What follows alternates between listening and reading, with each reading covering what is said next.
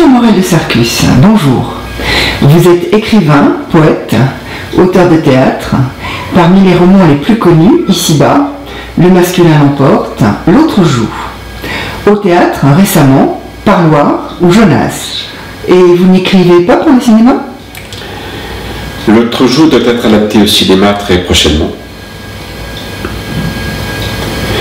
J'écris aussi pour la radio, mais épisodiquement. Et qui va réaliser ce film? Un jeune réalisateur, mais ça se négocie en ce moment. Vous avez un lectorat fidèle, mais on dirait que vous ne cherchez pas à toucher un plus large public. Vous confirmez? Je ne comprends pas cette affirmation. Je reprends. Êtes-vous condamné à être sulfureux? Sulfureux? Je vois. Je crois que ça m'a amusé autrefois, mais un peu moins maintenant. Vos pièces, vos romans abordent en permanence les thèmes de la séparation, des relations hommes-femmes, l'amour impossible. L'amour est-il impossible pour vous? Non. Difficile tout au plus. Vous êtes marié? Divorcé? Veuf? Ce qui est intéressant chez un écrivain, c'est son œuvre. Alors pour qui écrivez-vous? Je n'en sais absolument rien. Pour les femmes? Il y a un lectorat féminin important, je crois. L'autre joue, c'est le roman le plus polémique, non? Alors, est-il autobiographique? À la virgule près, mais c'est aussi une œuvre d'imagination pure. C'est pourtant devenu un roman culte de la littérature homosexuelle. Vous me l'apprenez. Vous ne l'assumez pas? C'est un roman d'amour d'abord. On vous définit comme un auteur à la marge. Vous êtes d'accord?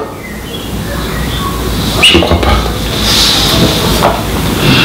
La paternité est maltraitée aujourd'hui? Je n'écris pas beaucoup sur les sujets d'actualité. Ça ne me concerne pas directement. Mais pourtant vous êtes père. Et votre femme, elle est partout dans votre œuvre. Partout. Elle existe réellement? Elle a existé. Elle est morte?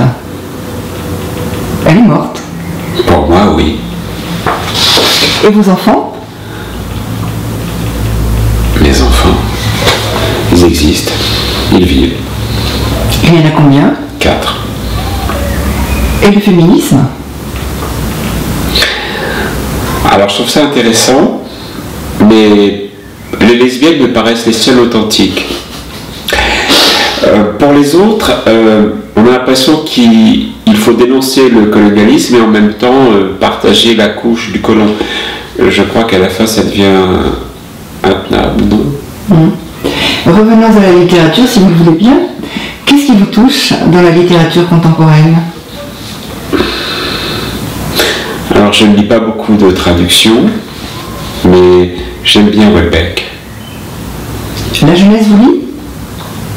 J'en ai aucune idée. Vous êtes coupé de vos lecteurs? Naturellement, comme tout écrivain qui se respecte. La Tour d'Ivoire alors? Cliché. Et vous voyez comment dans 10 ans?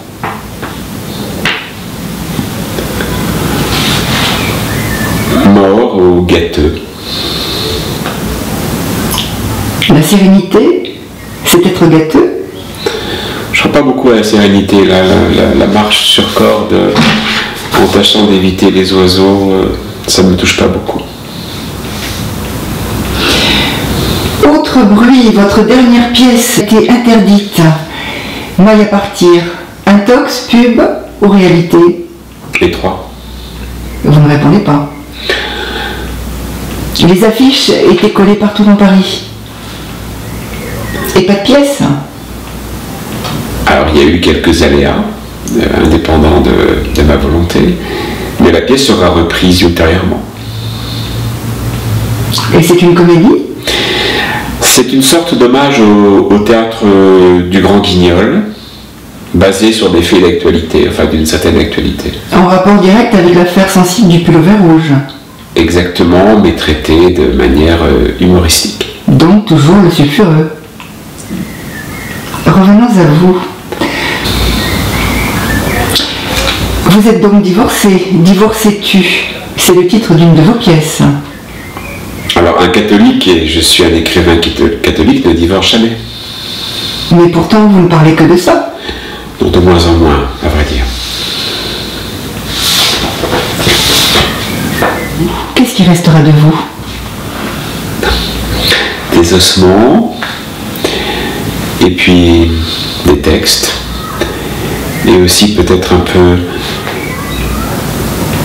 de mélancolie brumeuse dans le cœur de ceux qui m'ont aimé. Le prochain livre? Un roman noir. Christian Morel de Sarcus, merci. Merci.